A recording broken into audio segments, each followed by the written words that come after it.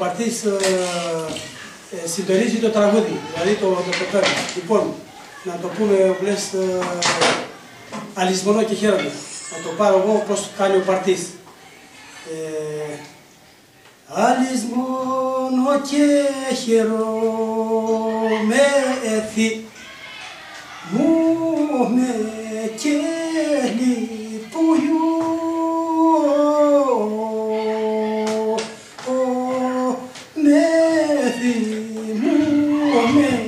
κέλει που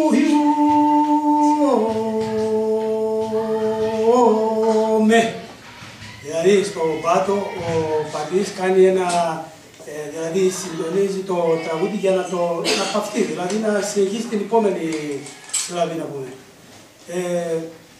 Θυμηθήκα την ξενιτιά που θέλω να πηγαίνω,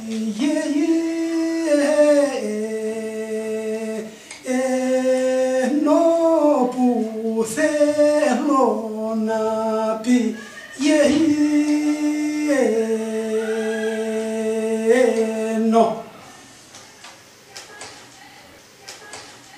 Λοιπόν, τώρα να το πούμε παρακάτω, αλλά θα το πω διαφορετικά.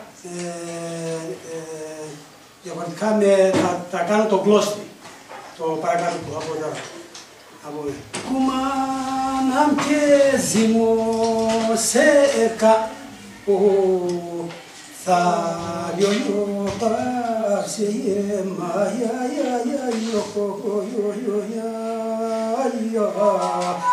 δεκαγιά θα λιώνω παρσιέ μαγιά,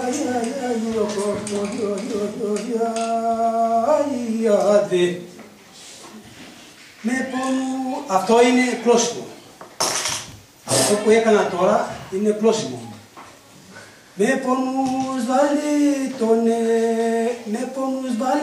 το νερό με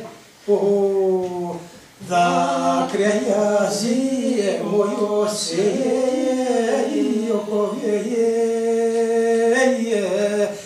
το με δάκρυα ζυμώσε